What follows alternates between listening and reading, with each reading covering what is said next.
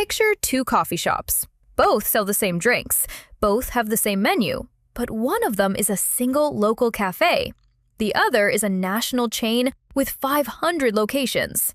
The local cafe is perfectly functional. The chain, though, had to be built to handle something the cafe never faced. Thousands of customers at once, staff changes every week, a new menu item rolling out to every location simultaneously. An unexpected rush on a Monday morning that would crash the cafe's system. But the chain handles it without breaking a sweat.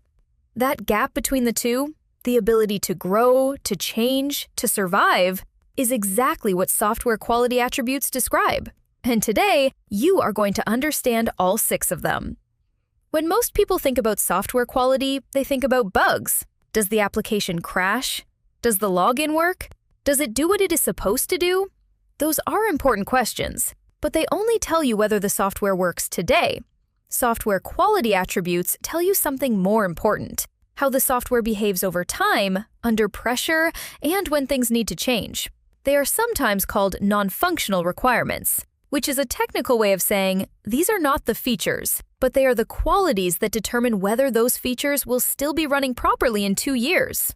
There are 6 we are going to explore: scalability, maintainability, testability, performance, reliability, and deployability. Each one describes a different dimension of quality, and here's the thing that most courses leave out. You usually cannot have all 6 at maximum at the same time. There are trade-offs. We will get to those. But first, let us meet each attribute on its own terms. The first attribute is scalability, and it is the one that gets talked about most, often without being understood properly. Scalability is the ability of your software to handle more. More users, more data, more requests, more transactions, without breaking down and without requiring a complete rebuild. Think about that national coffee chain again. When the chain launches a buy one get one promotion and 10 times the usual number of customers try to use the app at the same time, a scalable system handles that surge smoothly. A system that was not designed for scale either slows to a crawl or crashes entirely. But here is the nuance that often gets missed. Scalability is not just about throwing more hardware at the problem. It is about designing the software so that adding resources, more servers, more computing power, actually improves capacity in a predictable way. There are 2 types to know. Vertical scalability means making a single machine more powerful, giving it more memory, a faster processor. Think of upgrading the single espresso machine in the cafe to a more powerful one. Horizontal scalability means adding more machines, running multiple copies of the software across multiple servers, sharing the load. Think of opening more cashier windows when the queue gets long. Modern software usually aims for horizontal scalability because there is a ceiling to how powerful a single machine can become. But distributing work across many machines also adds complexity. Coordination between machines, keeping data consistent, these are new problems that come with horizontal scale. Scalability, done well, is invisible to users. The app just works. Scalability done badly is what makes the news, when a major app goes down on launch day because nobody planned for success. The second attribute is maintainability, and this one affects developers and their employers far more than most people realize. Maintainability is how easy it is to change your software after it has been built and deployed. Fix a bug, add a new feature, update a rule that the business changed, adjust to a new regulation. Imagine your national coffee chain needs to add oat milk as an option. In a maintainable system, that change takes an afternoon. One clear place to update, clear ownership, and done. In a system with poor maintainability, that change takes 3 weeks because the milk options are hard-coded in 6 different places, because the developer who built it left the company 2 years ago, because changing one part breaks something unexpected somewhere else. Poor maintainability creates something called technical debt. Every shortcut taken during development is a loan, and eventually the interest on that loan becomes so high that the team spends more time firefighting existing code than building anything new. Maintainable software is modular. Each part has one job. Parts are loosely connected to each other. Changing one does not trigger a cascade of unintended consequences elsewhere. It is the difference between replacing a battery and dismantling the whole device to change a light bulb. The third attribute is testability, and it is closely linked to maintainability. Software that is easy to change is usually also easy to test, but they are not the same thing. Testability is how easily you can verify that your software works correctly. It is the degree to which you can check each part of the system in isolation without having to run the whole thing. Think about a car's brake system. A well-engineered brake system can be tested on its own. You do not have to drive the car at full speed to know the brakes work. You can test them separately. That is high testability.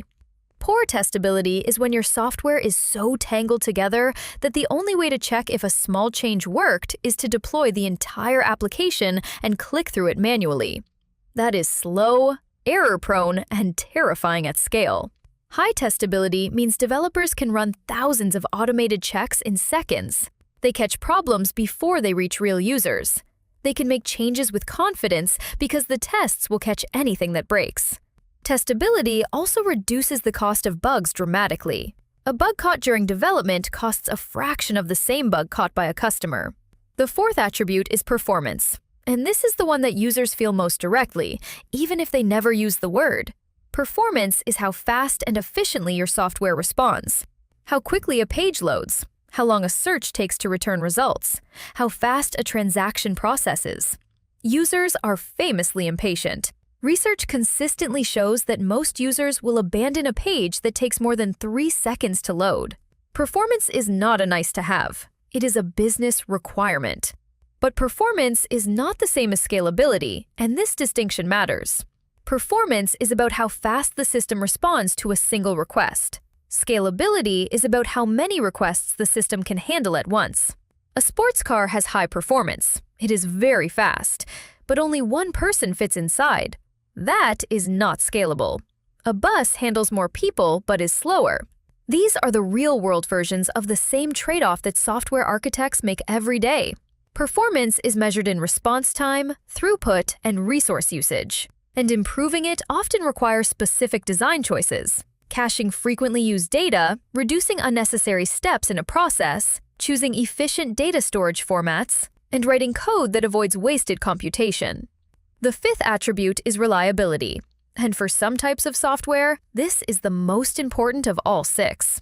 Reliability is the ability of software to keep working correctly under normal conditions and under stress. It includes how often the system fails, how well it handles unexpected situations, and how quickly it recovers when something goes wrong. Think about a hospital's patient monitoring system. That software cannot afford to go down. Not at 3 in the morning, not during a power fluctuation, not when a database slows down under load. The reliability requirement for that system is almost absolute. For a social media application, the expectation is lower. A brief outage is annoying, but not life-threatening. For banking software, reliability is somewhere in between. You would forgive a brief slowdown, but not data loss. Reliability is measured as availability, usually expressed as a percentage of uptime. 99% availability sounds good, but it means your system can be down for almost 4 full days a year. 99.9% allows about 8 hours of downtime per year. The closer to 100%, the more expensive and complex the system becomes to build. Reliable systems are built with redundancy, graceful error handling, and automatic recovery. So when one part fails, the rest keeps running. The sixth attribute is deployability. And this is the newest member of the quality attributes conversation, one that has become critical as software development has accelerated. Deployability is how easily and safely you can release a new version of your software to users. In the old days of software, a new release was a major event. Teams would spend months preparing, then ship a new version once or twice a year. One big deployment, all or nothing. Modern software teams deploy dozens, sometimes hundreds of times a day. A small change gets built, tested automatically, reviewed, and released within hours of being written. That kind of speed is only possible with high deployability. Think of it like updating the menu in our coffee chain. A chain with low deployability has to print new menus, ship them to 500 locations, and train every staff member before a single customer sees the change. That takes weeks. A chain with high deployability updates a digital screen centrally, and all 500 locations show the new item within minutes. Deployability is enabled by automation. Automated testing pipelines, automated build processes, automated rollout strategies that can push changes to a small group of users first and roll them back instantly if something goes wrong. Now, here is the part that most explanations skip, and it is the most important part of understanding quality attributes in practice. You cannot maximize all 6 at the same time. Every architectural decision involves trade-offs between them. Making a system highly reliable, with full redundancy and automatic failover, is expensive, complex, and usually slows down deployability, because more safeguards mean more steps before anything goes live. Maximizing performance often means caching data, storing copies of information in fast access memory, but cached data can become stale, which creates reliability problems if users see outdated information. Making something highly scalable, distributing work across many servers, adds coordination complexity that can reduce performance for small loads and make maintainability harder. Testability and deployability tend to work together well. Systems built to be easy to test are usually easier to deploy safely, but both require upfront investment in tooling and architecture that can feel slow at the start. So the question is not, how do I maximize all 6? The question is, which 3 or 4 matter most for this specific application? A real-time emergency service needs reliability above everything else. A startup with a small team needs maintainability and deployability so they can move fast. A media platform serving millions of videos needs scalability and performance. Knowing your priority order before you build is the mark of good software architecture thinking. And it is the skill that separates systems that survive from systems that struggle. Let us bring all 6 together one last time. Scalability. Can your software grow without breaking? Maintainability. Can your team change it without everything falling apart? Testability. Can you verify it works before it reaches users? Performance. Does it respond fast enough for the people using it? Reliability. Does it stay available when it matters most? Deployability. Can you get updates to users quickly and safely?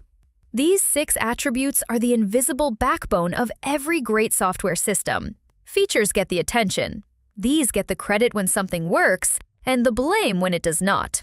The next video in this series takes these attributes and shows you how specific architecture patterns are designed to optimize for different combinations of them. Once you see the connection, the whole subject clicks into place. The attributes are the what. The patterns are the how. Stay with the series, and both will make complete sense.